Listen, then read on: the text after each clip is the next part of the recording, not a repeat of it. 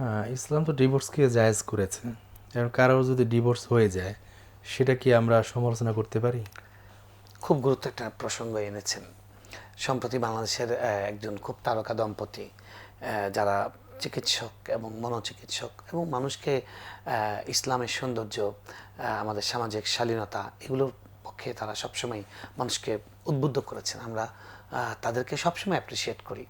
তো তাদের ডিভোর্স হয়ে যাওয়াতে, তাদের দাম্পত্য জীবনে ইতি ঘটাতে বিশেষ করে একটা নাস্তিক শ্রেণী তারা খুবই উল্লাস প্রকাশ করছে যে দেখ, তারা এতদিন বয়ান দিয়ে তারাও সংসার ভেঙে গেল। এটা একটা ভণ্ডামি তাদের। মানুষের বিবাহ হওয়াটা যেরকম একটা স্বাভাবিক ঘটনা, দাম্পত্য জীবনের ইতি ঘটা এটাও স্বাভাবিক ঘটনা। এটা আল্লাহ তাআলা তো এটা বিধান রেখেছেন। ইসলামে যদি বিধানটা এরকম হতো যে পৃথিবীতে শুধু বিবাহ হতে পারবে আর কোনো বিয়ে ভাঙতে পারবে না, জীবন অতিষ্ঠ হয়ে যেত মানুষের। তাহলে তো অনেক মানুষকে সুইসাইড করতে হতো। আল্লাহ সুবহানাহু ওয়া তাআলা বিবাহ হওয়ার পরে বিবাহটা যেন অটুট থাকে এই জন্য ইসলাম নানান রকমের ব্যবস্থা নিয়েছে। রাসূলুল্লাহ সাল্লাল্লাহু আলাইহি ওয়াসাল্লাম অনেক ধরনের উপদেশ দিয়েছেন। কিন্তু যদি কারো কোনো প্রক্রিয়ায় সংসার জীবনটা সামনের দিকে রান করা সম্ভব না হয়, তাহলে সেই মানুষকে গুমড়ে গুমড়ে জেলখানায় মরবে পচে, সে কি সুইসাইড করবে, সে কি নিজেকে তিলে তিলে শেষ করবে? না, আল্লাহ সুবহানাহু ওয়া তাআলা কোরআন বলছে ফালা আল্লাহু ইয়াহরিসু বা'দা যালিকা খায়রা। আল্লাহ সুবহানাহু ওয়া তাআলা হয়তো তার এরপরে ভালো কিছু লিখে রাখবেন।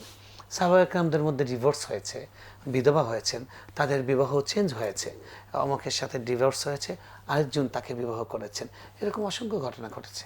তো সুতরাং যদি কারো যথাযথ প্রক্রিয়ায় অবধারিতভাবে আর কোনোভাবেই আর সেটা সংসার জীবনটাকে রান করা সম্ভব হয়নি, এরকম যদি হয়ে থাকে, ডিভোর্স যদি হয়, তাহলে সেই সংবাদ দেখে উল্লাস প্রকাশ করার কিছু নেই, তাদেরকে নিয়ে নানা রকম মন্তব্য করার কিছু নেই।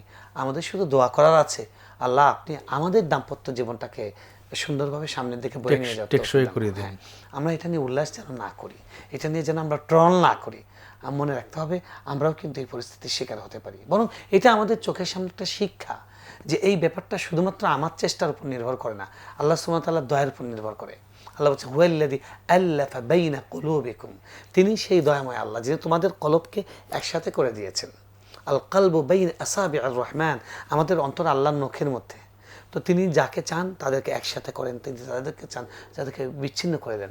এই জন্য আল্লাহ সুবহানাহু ওয়া তাআলাকে ভয় করা এবং তার কাছে কামনা করা, আল্লাহ আপনি আমাদেরকে আমৃত্যু একসঙ্গে থাকার তৌফিক দান করুন, জান্নাতে যেন একসাথে থাকতে পারি। আল্লাহ আমার দোষগুলো তার চোখে ঢেকে দিন, তার দোষগুলো আমার চোখে ঢেকে দিন, এবং একে অপরকে ক্ষমা করা, একে অপরকে উদারভাবে গ্রহণ করা, এভাবে আমাদের সংসারগুলোকে সামনে টেনে নিয়ে যেতে হবে।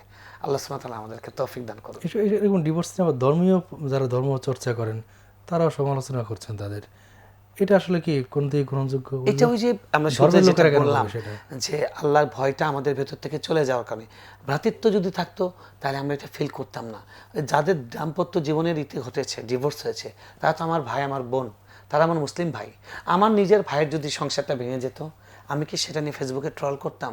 আমি সেটা বুঝতাম যে আহারে ভাবির এই সমস্যার কারণে বা ভাইয়ের এই সমস্যার কারণে সংসারটা টিকলো না, আমি ব্যথা পেতাম। তাহলে আমি কেন তাদের সংসার ভেঙে যাওয়াতে আমি কেন ব্যথা অনুভব করছি না? তার মানে হলো আমার ভিতরে এখন ইসলামী ভ্রাতৃত্ববোধ জাগ্রত হয়নি। এই জন্যই ইসলামী ভ্রাতৃত্ববোধ জাগ্রত করা দরকার। সমাজ দেহের মধ্যে এই গুণ যদি তৈরি না হয়, কখনো সেই সমাজ আদর্শ সমাজ হতে পারে না। রাসূলুল্লাহ সাল্লাল্লাহু আলাইহি ওয়াসাল্লাম মদিনাতে গিয়েই কিন্তু ভ্রাতৃত্ব তৈরি করে দিয়েছেন, আগে মুআখাত তৈরি করে দিয়েছেন, যাতে এই সমাজটা একে অপরের প্রতি সমমর্মী হয়ে টিকে থাকে।